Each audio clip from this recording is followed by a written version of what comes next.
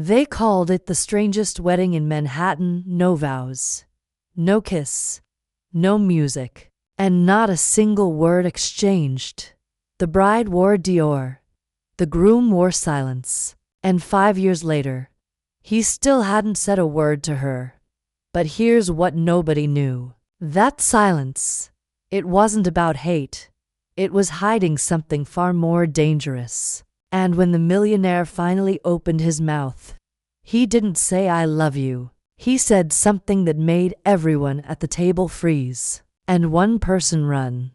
But to understand what he said that night, you have to go back, not to the wedding day, but to the day before the proposal. Her name was Clara Devonshire, 28, independent, and wildly brilliant, the kind of woman people described as a storm in a silk blouse. She had just left a relationship that left her in pieces. So when she met Elias Thorne, quiet, measured, and absurdly rich, she thought she was choosing peace over chaos. But what she got was a prison lined with roses. Elias Thorne was a man of logic, contracts, and empires. CEO of Thorne Industries. Net worth $840 million. And a voice so rarely used that some in his own boardroom forgot what it sounded like. He didn't believe in traditional romance. He didn't believe in love. But he believed in Clara. Not emotionally, but strategically. "I believe this union could benefit us both," he said, reading from a printed page during the proposal. Clara laughed. Thought it was a joke. WASN single quotes T. Dr. Lillian March, relationship analyst and behavioral psychologist, later studied their case. Her theory? Elias Thorne exhibits signs of elective mutism linked to childhood trauma. His silence wasn't cruelty, it was control. Control over emotion. Control over risk. But Clara didn't know that. Not yet. All she knew was this. He asked her to marry him. She said yes. And they sealed it with a signature, not a kiss. The agreement was clear. No verbal communication unless absolutely necessary. Public appearances only. Separate bedrooms, no physical intimacy. Duration: 5 years. And one final clause, buried in the fine print. Upon the 5th anniversary, either party may request dissolution or renegotiation. The request must be verbal, in person. She signed it anyway. Why? Because she thought she could make him love her. On their first night as husband and wife, Clara walked into the grand marble hallway of their Fifth Avenue penthouse. He stood there, in silence, glass of scotch in hand, looking out the window. She tried to speak, but he raised one finger, not to her lips, to the air. A gesture, a rule, no words. But the silence wasn't cold, at least not at first. He sent her gifts, left books outside her room, texted her every morning just emojis, smiled, sometimes, faintly, and every Friday night. He left her a handwritten letter, but never, not once, did he speak. Clara tried everything. She baked, she danced, she screamed into pillows, she whispered through doors, left him notes on mirrors, wrote poems on napkins and slipped them into his briefcase. No reply, not a word. Until the 5th year, and until the night of the dinner. Until the moment he finally broke the silence and shattered everything. But what did Elias say after 5 years of not saying anything? And why did someone at that dinner run for their life? That's what we're about to uncover. And it starts not with Elias, but with the secret Clara was keeping all along. Before the 5-year dinner, before the whisper that cracked their world, there was a letter, folded, sealed, hidden inside the lining of Clara's purse. It was dated 4 years ago, written by a man who wasn't her husband, And if Elias had ever read it, he would have spoken much, much earlier. But not out of love, out of fury. Let's rewind to year 1, just 3 months into the marriage. Clara was already losing her mind.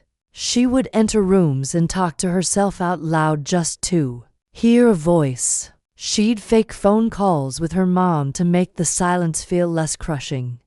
And once, on a lonely Thursday, she booked a therapy session under a fake name, Mrs. Lillian Stone. She told the receptionist, Stone, liked the way she felt.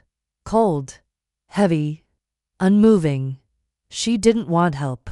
She wanted witnesses. Dr. Rowan Wexler, couples therapist and trauma specialist, recalls reviewing the transcripts of that first session.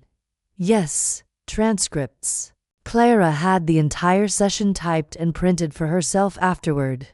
Why, when words are withheld from you for so long, Wexler explains, you start hoarding them, collecting conversations like other people collect jewelry or money. It's survival. But that wasn't the secret. The secret was what she did after that session. She didn't go home.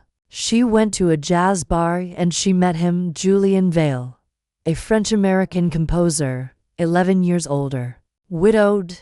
He wasn't flashy, but he saw her. The way she stirred her drink, the tension in her jaw, the sadness behind her forced elegance. They talked. He asked questions. She answered, and for the first time since her wedding, she laughed. They didn't sleep together. Not that night. But they started meeting. Once a month. Same booth. Same music, no touching. Just words. Too many words. And one of those words became a sentence. And one of those sentences became that letter. The one hidden in her purse. The one Elias had no idea existed. Until he did.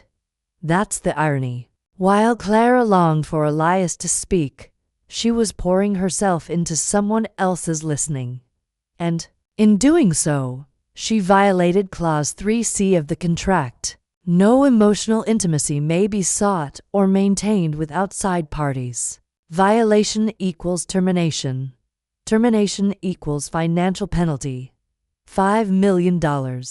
But Elias never filed for breach. Never confronted her. Because for 4 years, he didn't know. And when he did find out, he didn't speak. Not yet, now. Here's where it gets strange.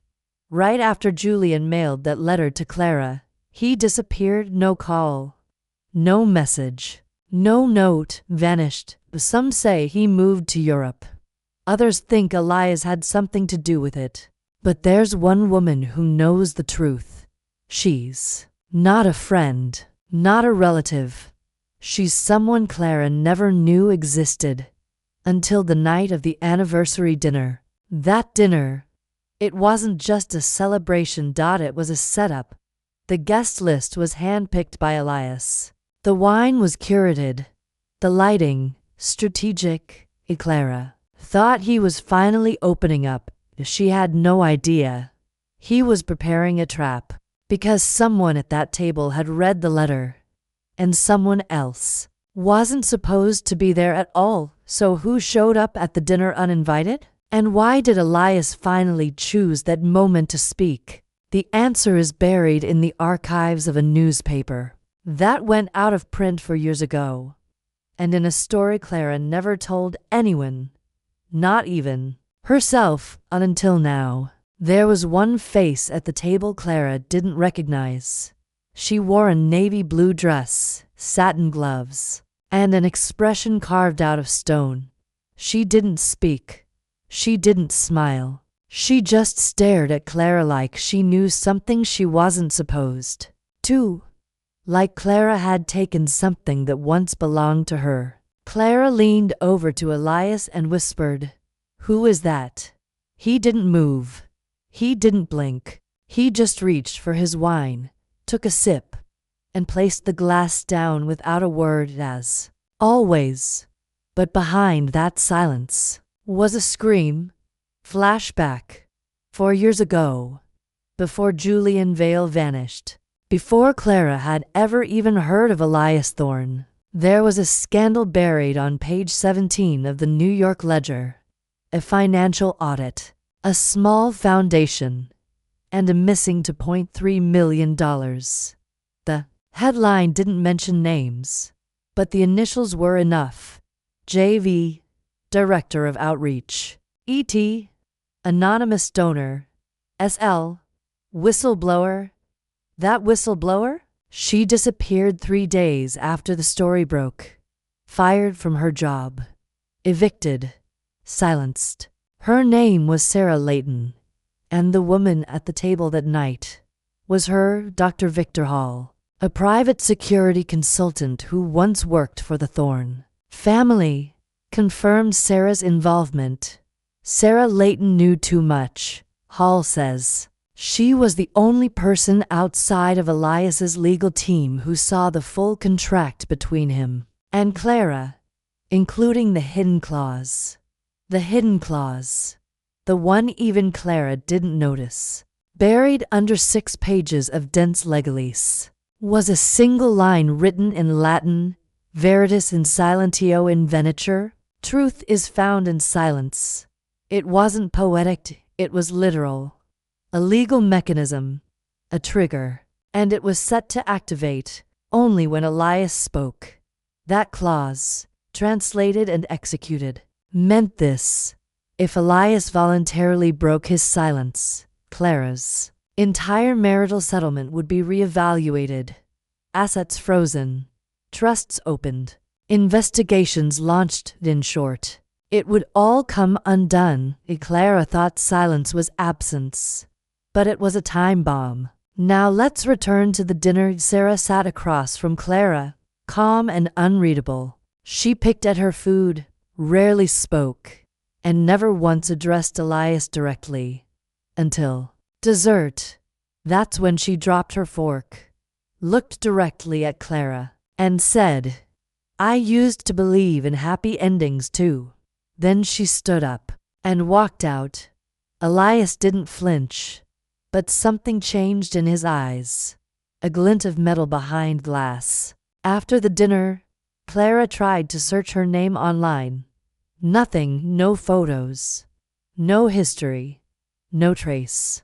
But the next morning, a package arrived at their penthouse door, no return address. Just a single object inside.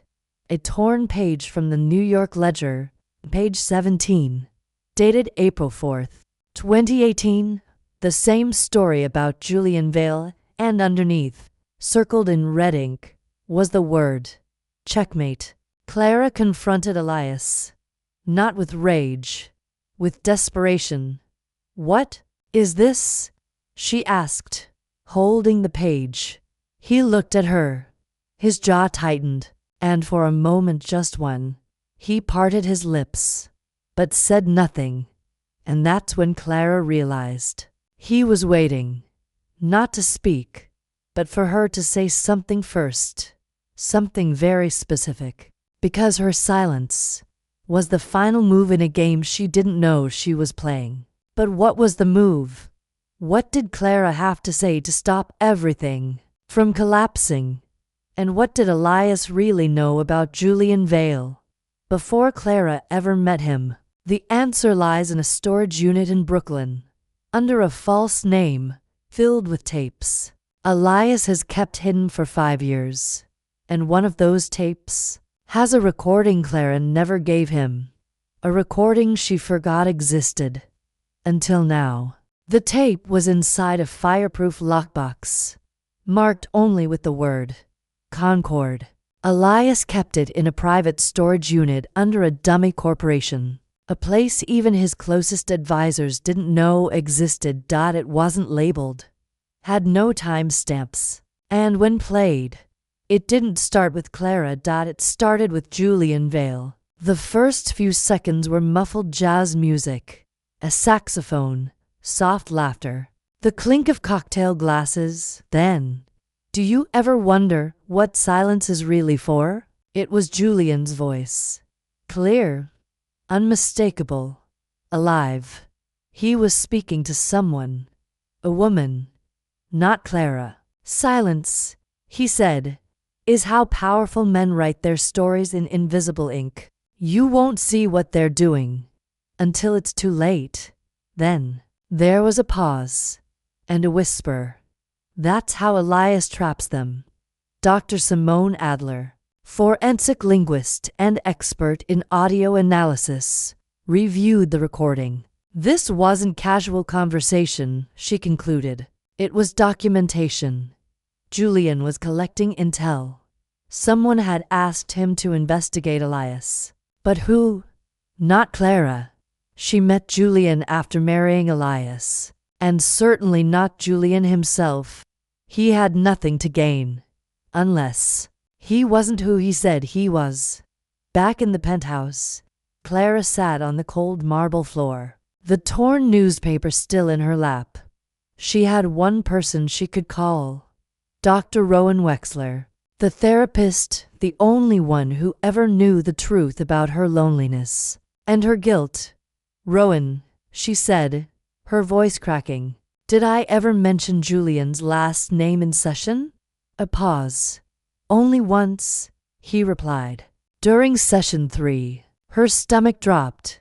Session 3 had been recorded, not by her, by him.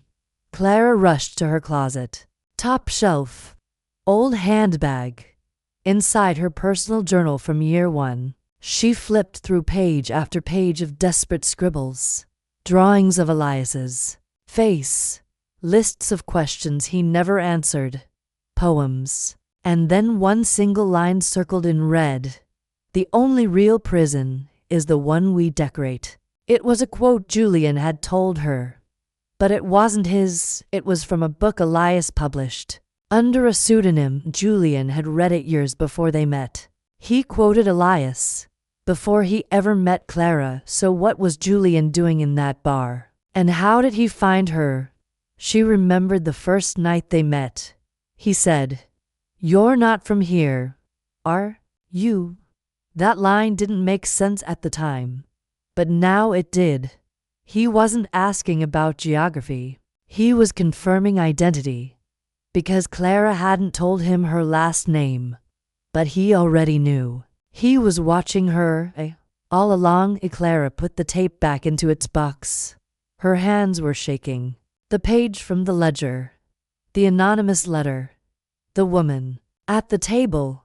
Julian's sudden disappearance. All of it wasn't just coincidence. It was coordinated. Designed not to destroy her, but to test her. Because Elias never wanted a wife. He wanted a witness. Someone to carry the silence with him. To live inside the silence. And then when the time was right, to help him break it. But not for love. For leverage. That night, Elias returned home late. He didn't take off his coat. Didn't remove his gloves. He walked straight to her and held up a single key. Then finally, after 5 years, he opened his mouth. But he didn't say her name. He said, "You left the door open." And with that, he turned and walked into the dark hallway. What door was he talking about? And what exactly was behind it? That key unlocked more than a room. It unlocked a history Clara never knew she was part of. A history involving her father, a lost inheritance, and the one person Elias never wanted her to find, his mother. Clara stood in front of the door for 13 minutes before unlocking it. It was behind a velvet curtain in the west wing of the penthouse, a part of the residence she was told never to enter. She thought it was just storage. Old paintings, maybe wine. But what she found behind it was a room frozen in time, and in the center a hospital bed. The air was cold. The walls were white. Medical monitors blinked silently. And there she was, an old woman, skin like parchment, eyes half open but unseen. Her name was Genevieve Thorne, Elias's mother, a woman presumed dead. declared so in court records, buried in stories. But she was alive, and Clara was the first person to see her in almost 7 years. Beside the bed was a chair, leather, cracked, familiar. Clara had seen it once before, in a photo on Elias's bookshelf, back when they were first married. The caption read, "Last honest conversation." Clara didn't understand it then. She did now, because the room wasn't just a secret. It was a confession. Dr. James Holloway, former estate attorney for the Thorne family, later spoke off record. Genevieve Thorne suffered a massive stroke 6 years ago. She lost speech and most motor function. Elias ordered her care to remain in home and completely private, no nurses, no outside contact. He paid each doctor personally. No paper trail. Nothing to suggest she was alive. But the question was, why? Why hide his mother from the world, from the courts? And why allow Clara, of all people, to find her now? That's when Clara noticed the envelope, taped under the tray of untouched food. Dusty, brittle, unopened. It was addressed not to Elias, but to her, Clara Devonshire. It read, "In the event of a broken silence." She opened it with trembling fingers. Inside, a letter, a photo, and a legal document. The letter was handwritten, shaky but clear. "My son is not cruel. He is cautious. You remind him of someone he once loved, someone who betrayed him. If he's opened the door for you, it means he's chosen you, not as a wife, but as a protector. He believes you can finish what I started." Inside this envelope is the key to a second vault, and inside that vault is the truth about your father. Clara's breath caught. She flipped the photo. It was a picture of her father, standing next to Genevieve, smiling, laughing, and holding a wedding ring box. Back in the dining hall, Elias poured a drink. Alone, calm, he knew Clara would find the envelope. He had waited 5 years for that moment, because the truth wasn't just about him. It was about her. And what neither of them had known was this: their marriage had been planned long before they ever met. In the vault was a trust, a set of contracts, and an unsigned will. The document linked both families, Devonshire and Thorne, in a private agreement dating back 32 years. Genevieve and Clara's father had once been engaged. The marriage never happened, but a clause in the family trust stated, "In the event of offspring between the Thorne and Devonshire bloodlines, all assets shall be bound by joint stewardship," meaning, if Elias and Clara had a child, they would control everything. Clara sat in the dim room, the will open in her lap, and she began to understand. Elias had married her not out of love, not even strategy, but destiny.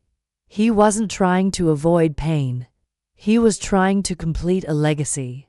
And the silence was never about absence. It was about control, about timing, and about trust. And now that trust was broken, because Elias had spoken, he'd activated the clause. And that meant every contract, every silent agreement, was now in play. And someone else wanted a piece. The one person neither Clara nor Elias ever saw coming. Genevieve's real heir. The morning after Clara opened the vault, an envelope was delivered to the Thorne residence, handwritten, sealed in wax, no return address. Inside it, a single phrase on expensive parchment paper: "The silence ends with blood." At first, Clara thought it was a threat. But Elias, he smiled, because he knew exactly who sent it, and why they were finally coming forward. Flashback to 1991. Genevieve Thorne was pregnant. The father, not her husband. The affair was never public, but those close to the family whispered about it. The man was never named, but records suggest he was a private estate manager, a war veteran with no official surname. Genevieve gave birth in secret. A baby boy. She handed him over to be raised outside the Thorne legacy. No title, no wealth, no inheritance. But she kept a single note in her private journal. He will return when the silence breaks. Dr. Simone Adler, who reviewed Genevieve's final letters, elaborates. Genevieve viewed silence not just as protection but prophecy. She believed that when Elias finally chose to speak, her hidden child would emerge to challenge the bloodline. A test of legacy, a reckoning of truth. The illegitimate heir was real. He had been waiting, watching, and now that Elias had uttered his first words in 5 years, he had come to collect. His name was Marcus Vale. He'd taken the surname of the man his mother once loved, Julian Vale. But DNA would later confirm he was 100% Thorne. Raised in Buenos Aires, educated in Tokyo, trained in corporate espionage. His specialty, asset extraction, not money, not documents, people. He had one goal: to legally dismantle the Thorne estate and rebuild it under a new name. His name. When Clara met Marcus, it wasn't in a courtroom. It was in a library. She was researching the original family trust, trying to understand how it all connected. He approached her like a stranger, asked for a book, complimented her shoes, and then said, "You're standing in my future." She turned, confused. He extended a hand. "I'm the reason." Elias finally spoke. "I'm the one he was trying to protect you from. But it's too late now." Clara didn't know whether to run or scream. Marcus wasn't threatening. He was calm, refined, even charming. But his words carried the weight of a wrecking ball.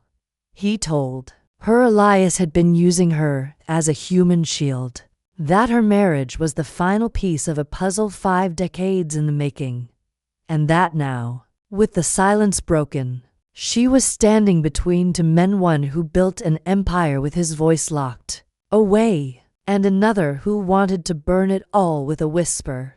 That night, Clara returned home and Elias was waiting, but not in the hallway, not in the bedroom. He was standing in front of a painting, a portrait of Genevieve as a young woman.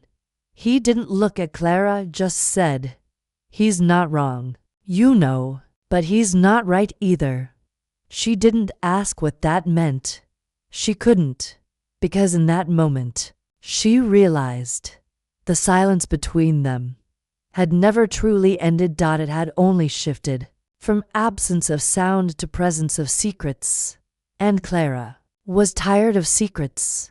She went to the wall safe, took out the original contract, ripped it into pieces in front of him and said, "You can keep the money, you can keep the legacy, but you don't get to keep me."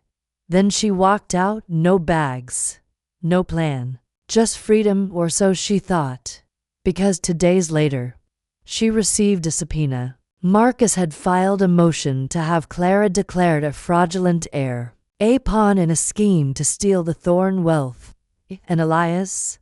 He didn't stop it, didn't defend her, didn't even call her, because he was already preparing his next move, a move that no one, not even Marcus, could see coming.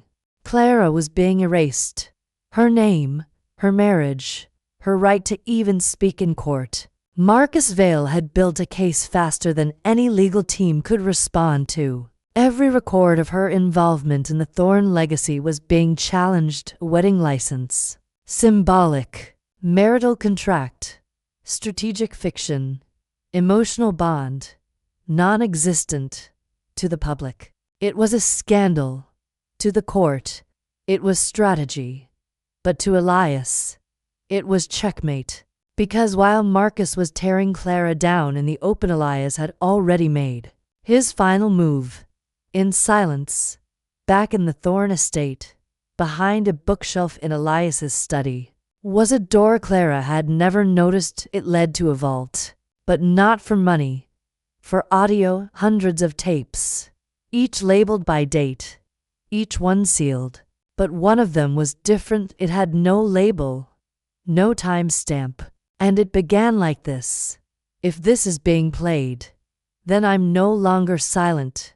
It was Elias's voice, strong, sharp, intentional, and what followed wasn't a love letter. It was a testament. Dr. Henry Castell, a former language analyst with U.S. intelligence, was hired to review the audio. This wasn't just a recording, he said. It was a confession, a narrative, and a trap all wrapped in one. In the tape, Elias revealed everything, the truth about the marriage, the real reason he chose Clara, the contract's real function, and most of all, the origin of Marcus Vale.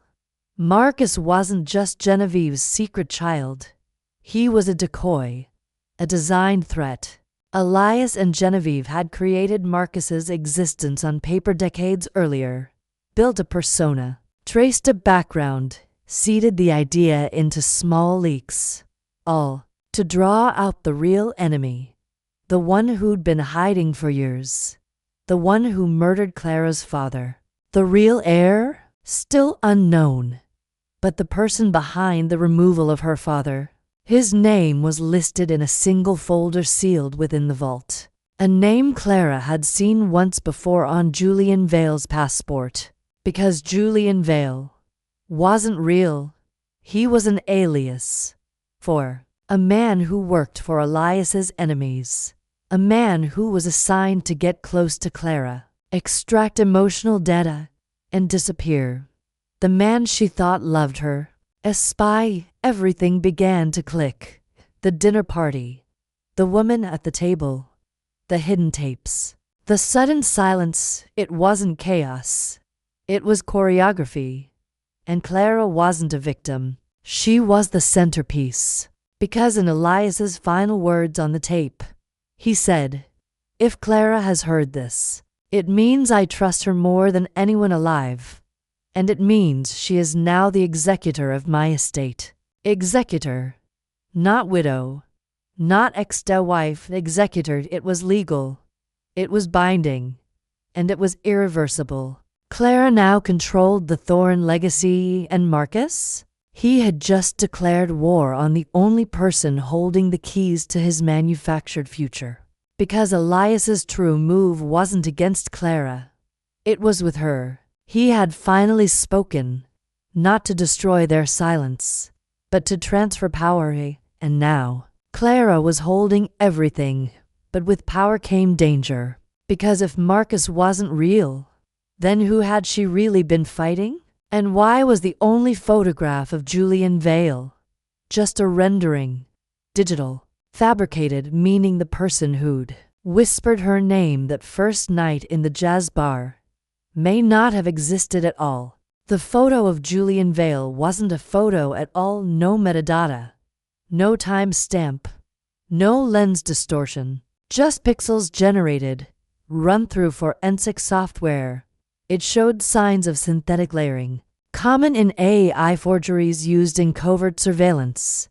Julian Vale, the man who'd comforted her, seduced her, vanished on her, was a fabrication. And Clara had fallen in love with a ghost. The revelation shattered more than memory. It shattered timeline. She realized the man in the bar didn't just find her by chance.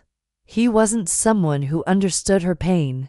He was a handler, an operative, and everything she'd said in those late-night conversations, every secret she whispered in confidence, was never for his ears. It was being recorded, studied, fed into a system. Dr. Lyle Hammond, former intelligence operative turned whistleblower, explains. This is called emotional triangulation. You embed a surrogate persona into a subject's life to gather data on loyalty, vulnerability, and intent. It's how hostile acquisitions are performed not in boardrooms, but in bedrooms. Clara wasn't just targeted because she married Elias. She was targeted because of what Elias trusted her with, and now, that data, her fears, her frustrations, her love was in someone else's hands. The real antagonist wasn't Marcus. It was the person behind Marcus, the one who created him. A name finally surfaced. Alden Crane. Clara didn't recognize it, but the moment she mentioned it to Dr. Wexler, his voice dropped. That name was buried after the '93 leak. Crane ran asset disruption for 3 major tech conglomerates. He disappeared in '02, presumed dead, but some say he reemerged under multiple identities, all designed to take down legacy families from the inside. One of those families, the Thorns. Elias had been preparing for Crane's return for years. The silence was never about hiding from Clara. It was about shielding her from himself, from the truth, from the noise that Crane had weaponized. Because Elias knew once he spoke, Crane would move. And now he had. That night, Clara returned to the study. The painting of Genevieve was gone. In its place, a mirror. On the mirror, written in red lipstick, one sentence: "Not everything that's silent is weak." Next to it, a box. Inside the box, a flip phone. It buzzed once. No number, no caller ID, just one message: "Hello, Clara." It was him, Crane. She knew. Her hands trembled, not from fear, from recognition. The voice on the line wasn't distorted.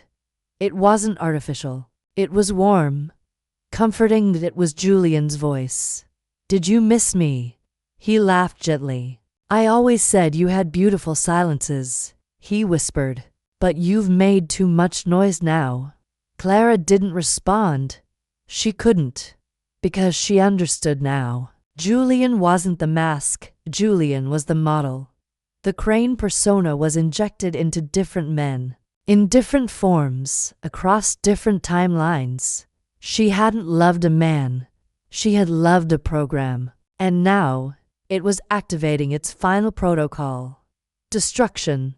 Clara had 48 hours to act. The inheritance Elias left her wasn't money. It was access to a system built to outmaneuver Crane. Encrypted. Hidden. But to unlock it, she needed one final piece: the last sentence Elias had said before the silence began. Something she'd forgotten. Something he whispered in passing, just before their wedding ended. "Wasn't I due?" It happened on the day of their wedding, right before the ceremony. In the corridor of the courthouse, Clara adjusted Elias's collar. His expression didn't change. He didn't smile. He didn't look into her eyes. But he leaned in and whispered something barely audible. So quiet, she thought she imagined it. But she remembered now that she needed it most. He said, "Ask the mirror what it heard." That sentence didn't mean anything then.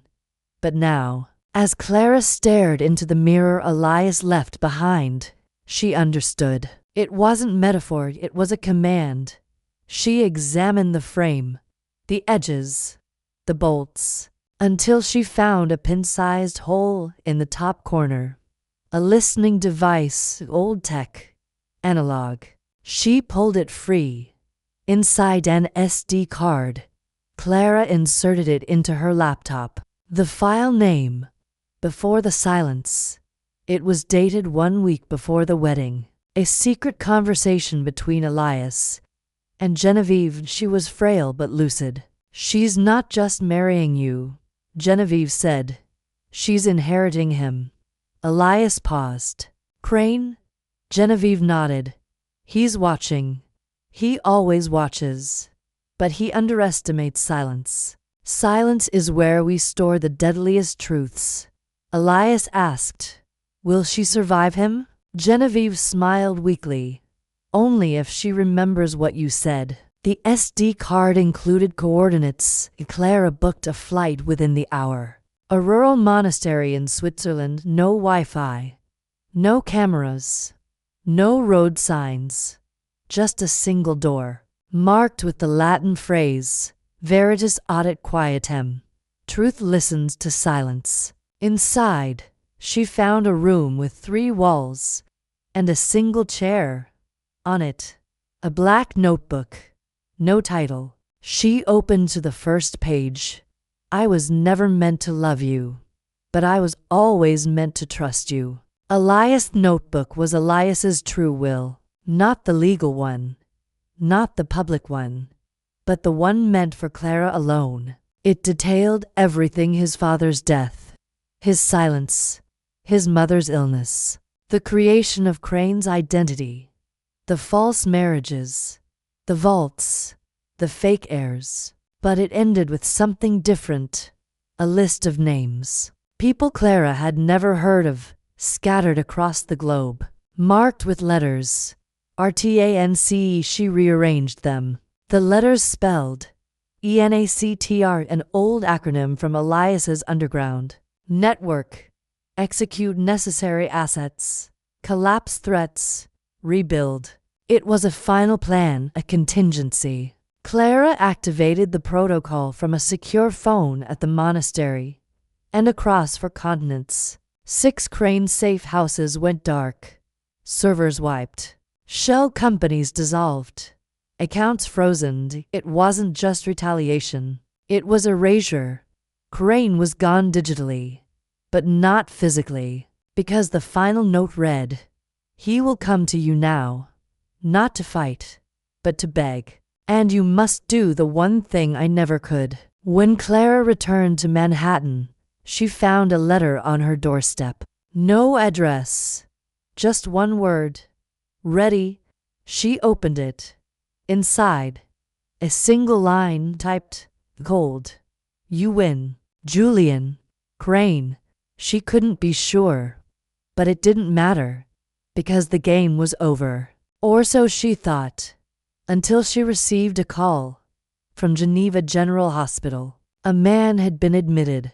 No ID, severe facial injuries, unresponsive, but in his pocket was a ring. Her engagement ring, the one she'd left behind the night she walked out, and pinned to his coat. A note, 3 words, written in Elias's handwriting. "He's not done." Room 316. No visitors. No press. The man was unconscious, his face wrapped in bandages. No fingerprints. No known blood type. But the ring, it was unmistakable. Custom made. 18-karat gold. Inscribed with one word inside the band. Silence.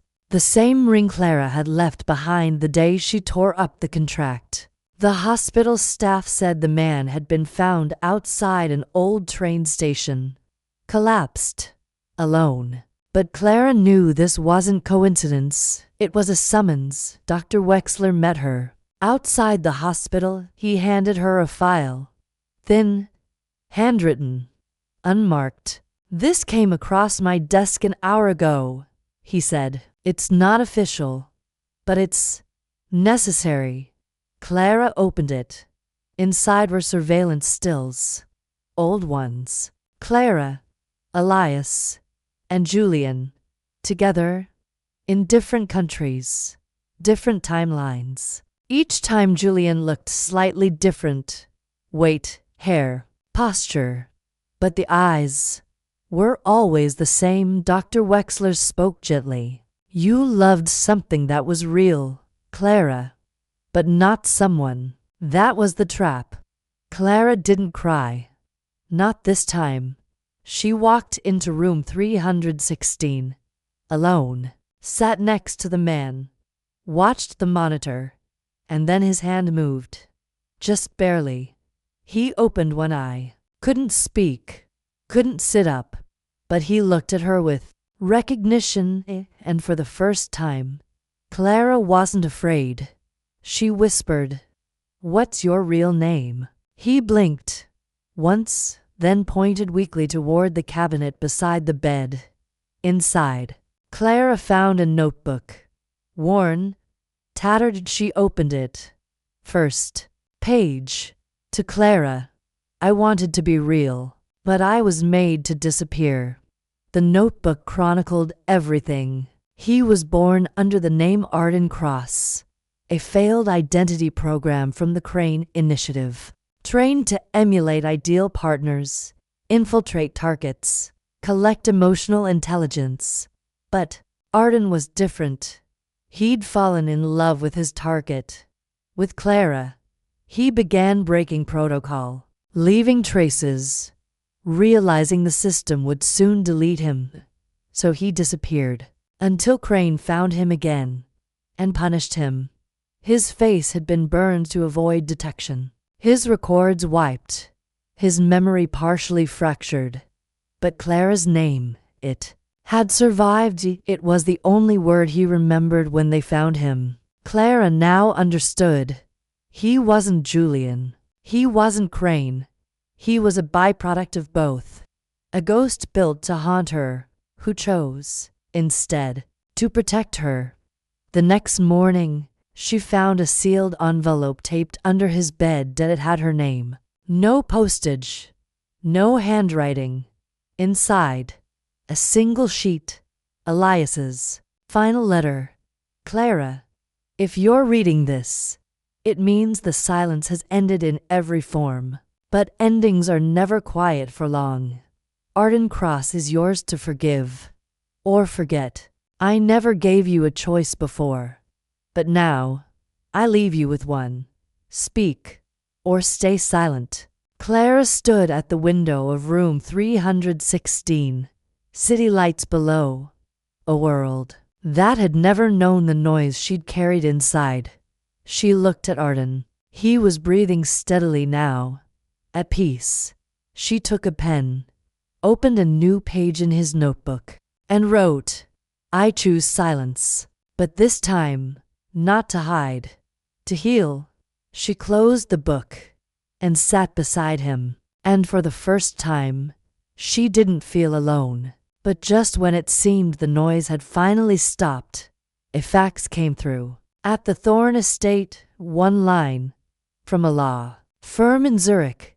Claim made on untransferred trust, Devonshire Holdings. And the claimant, unknown. No face, just initials. AC. Zurich. 11:14 a.m. A formal claim was filed on a trust no one had touched in 31 years. Devonshire Holdings, an account left dormant after Clara's father's death. An account Clara never knew existed, but someone else did. The claimant had no listed identity, no passport, no digital trail, just initials. AC Arden Cross. Clara Devonshire? A fabrication, or something else entirely. The law firm tried to verify DNA, financial linkage, handwriting samples, but everything was inconclusive. And then they received a voicemail, distorted, encrypted, 7 words only. "Tell Clara, silence is the last weapon." That was the final message before the line cut. Meanwhile, back in Manhattan, Clara stood alone in the Thorn penthouse. The mirrors were gone, the contracts destroyed, the voice recorders silent. Everything she'd once feared was now in her control. But something still didn't sit right. The initials AC haunted her, and when she looked through Elias's old files again, she found something hidden deep in the lining of his coda list. Every name that had ever worked for Crane, every alias, every asset at the very bottom. Cross, Arden, status, decommissioned, override key, Vox Veritas. Vox Veritas. Latin. It means, the voice is the truth. It wasn't just a phrase, it was a password. Clara entered the phrase into Elias's old server. A hidden directory opened inside recordings, confessions, the simulations of Arden's training logs. And one final video, it auto-played. Elias sat at his desk. Older, paler, but calm. If you're watching this, Clara, it means the final piece has fallen into place. You've seen Arden. You've read the notebook. You know now what I feared to say out loud. He paused. Arden is the end of an experiment and the beginning of something real.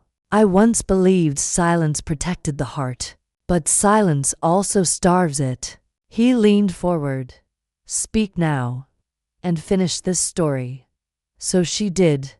Clara flew to Zurich, entered the firm, presented her proof, her marriage, her inheritance, her witness statements, and finally, her voice.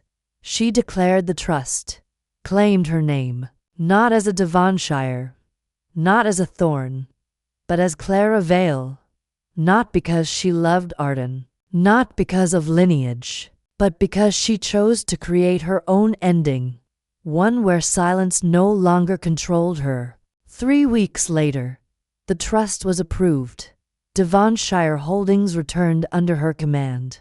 She dissolved the Thorne Corporation, rebuilt it from the ground up, renamed it Veritas.